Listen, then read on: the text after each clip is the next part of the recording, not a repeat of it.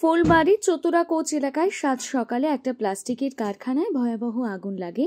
তবে আগুন লাগার কারণ জানা যায়নি। মনে করা হচ্ছে শর্ট সার্কিট থেকে আগুন লেগেছে। খবর পেয়ে ঘটনাস্থলে ফুলবাড়ি থেকে দমকলের একটা ইঞ্জিন পৌঁছে আগুন নিয়ন্ত্রণে আনে।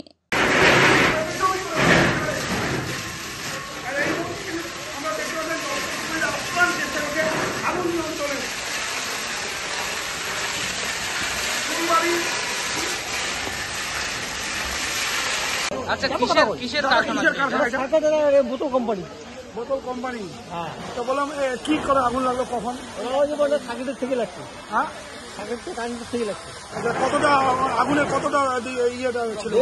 অনেক তীব্র। কখন লাগছে আগুন? লাগছে মোটামুটি 9:30। তারপরে কি দমকল এসে? দমকল আসলো, এই যে কি বল পুলিশ আসে। পুলিশ এসে একা থাকে। আচ্ছা, যখন আগুন লাগে তখন কি কাজ চলছিল এখানে? না না, বন্ধ ছিল, ওই যে গেট তালা বন্ধ ছিল। তারপরে কি নাম আপনার? আমার নাম যাদব বর্মন। এইটা কোথায়? এটা চতুরাগড়।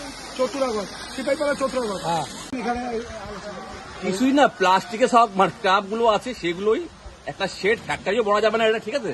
2,500 স্কোয়ার ফিট একটা মানে আপনার শেড ফ্যাক্টরি মোটামুটি। তার মধ্যে এসে থেকে আগুন লেগেছে। রাস্তা তো নেই একদমই, আমরা ওয়াল ভেঙে অপোজিট সাইড থেকে ঢুকে আগুনটা নিজে নিলাম। কোনো ক্ষয়ক্ষতি কি? ক্ষয়ক্ষতি তো কিছুই না, মেশিন ছিল কিছু কয়েকটা, আর জাস্ট প্লাস্টিকের কিছু আইটেম ছিল।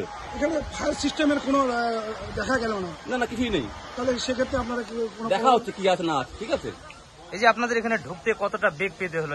রাস্তার খুব অভাব আছে, অ্যাড্রেস বলাতেও ভুল আছে, ঠিক আছে? কেউ মানে মেন রাস্তা কোন দিকে বলতে পারে না, এই তো সমস্যা থাকবেই। আপনারা কটা ইঞ্জিন আসছে? আমার একটা ইঞ্জিন এসছে। কোথা থেকে? আপনার ফুলবাড়ি থেকে। আপনার নামটা? Station officer Rajib Kumar Kundu.